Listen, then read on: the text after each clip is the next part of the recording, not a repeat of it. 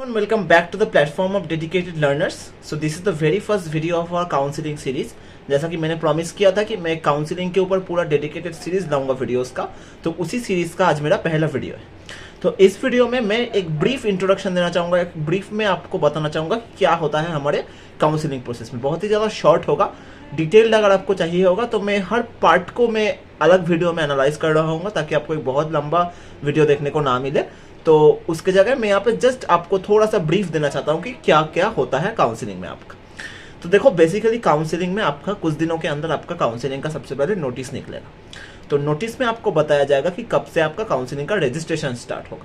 तो सबसे पहला स्टेप होता है कि आपका काउंसलिंग का रजिस्ट्रेशन, जहाँ पे आपको कुछ फीस देना पड़ेगा, जो कि पिछले ईयर 500 था, इस बार पता नहीं कितना हो सकता है, बढ़ सकता है या सेम रह सकता है। तो आपको वो फीस देके आपका WBJ का रजिस्ट्रेशन करना होगा काउंसलिंग के लिए।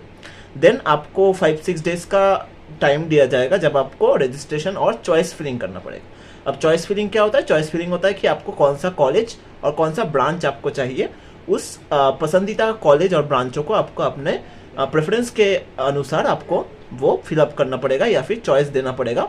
आपके लिए बिल्कुल पोर्टल होगा, वहाँ पे सब कुछ आपके पास होगा, जहाँ पे आपको सारे कॉलेजेस के नाम, उसके ब्रांच और उसके कैटेगरी में क्या होता है, TFW अगर है उस सीट में अवेलेबल है या नहीं, तो सब कुछ वहाँ पे आपको दिख रहा होगा और वहाँ से आप सिलेक्ट कर सकते हैं कि आपको कौन सा ब्रांच और कौन सा कॉलेज चूज करना है। उसके हिसाब से आप एक प्रेफरेंस ऑर्डर सेट करेंगे। तो ये होता है चॉइस फिलिंग। चॉइस फिलिंग खत्म होने के बाद आपका एक मॉक सीट अलॉटमेंट आएगा।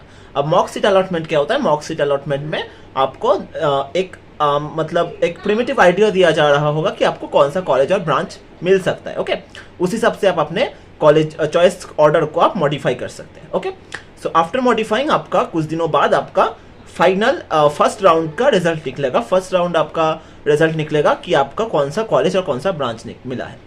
तो उस कॉलेज और ब्रांच के हिसाब से फिर आपको एक विंडो दिया जाएगा, जिस विंडो में आपको जो कॉलेज अलॉट हुआ है उस कॉलेज में जाके आपको आपका वेरिफिकेशन करवाना होगा और फिर आपको ये अपग्रेडेशन या नो अपग्रेडेशन करना होगा। अब ये अपग्रेडेशन नो अपग्रेडेशन क्या है? ये अपग्रेडेशन मतलब यस, आपको ये ब्रांच उतना ज़्यादा पसंद नहीं है तो आप नेक्स्ट फर्दर काउंसलिंग में पार्टिसिपेट करना चाहते हैं, तो आप ये अपग्रेडेशन सिलेक्ट करेंगे और वहाँ पे जाके फिर आप सेकेंड राउंड या फिर मॉप अप के लिए एलिजिबल होंगे। और अगर आपने नो अपग्रेडेशन किया तो आपका काउंसलिंग वही रुक जाएगा और आपको वो सीट एक्सेप्ट करना पड़ेगा। तो ये आपके ऊपर है, अगर आपको आपका पसंदीदा ब्रांच मिल गया तो आप नो अपग्रेडेशन कर सकते हैं। देन फिर अगर आपने ये अपग्रेडेशन किया है तो फिर कुछ दिनों बाद आपका सेकंड राउंड का रिजल्ट निकलेगा। सेकंड राउंड के रिजल्ट के बाद फिर आपको जाना पड़ेगा आपके अलॉटेड कॉलेज में, फिर आपको वेरिफिकेशन करना होगा और इस बार आपको या तो कॉलेज सिलेक्ट करना होगा या आपको सीट को कंफर्म करना होगा या फिर लीव करना होगा। अगर आप लीव कर देते हैं then you are eligible for the mop up round, but if you accept the seat you are not eligible for the mop up round, क्योंकि पिछले साल के अनुसार आपको मॉप अप राउंड के लिए क्या होता था कि आपको अपना सीट छोड़ देना पड़ता था। पता नहीं इस बार क्या करेगा, लेकिन देखते हैं क्या होता है। और उसके बाद फिर अगर तो आपको मतलब सेकेंड राउंड तक आपको आपका कॉलेज मिल जा रहा होगा। और फिर आखिरी में आता है मॉप अप राउंड और डिसेंट्रलाइज्ड काउंसलिंग। तो उसके ऊपर मैं अलग से वीडियो बनाऊंगा। इस वीडियो में उसे लाकर वीडियो को लंबा करके कोई फायदा है नहीं।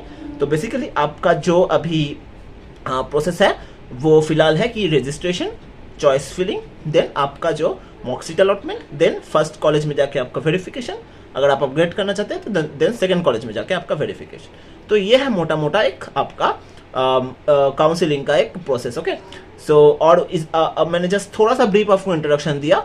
अब मैं ला रहा हूँगा एक डेडिकेटेड वीडियो हर एक टॉपिक के ऊपर या फिर हर एक सेगमेंट के ऊपर, हर एक प्रोसेस के ऊपर डिटेल, ताकि आपको कोई भी प्रॉब्लम ना हो और कौन से ऐसे मिस्टेक्स है जो आपको थोड़ा सा केयरफुली देखना पड़ेगा, कौन से ऐसे डॉक्यूमेंट्स है जो आपको लगते होंगे, कैसे आपको उन डॉक्यूमेंट्स को रेडी करना है, सब कुछ लेके मैं आ रहा हूँ। So keep continue with the channel, keep subscribe to the channel. Thank you for watching the video.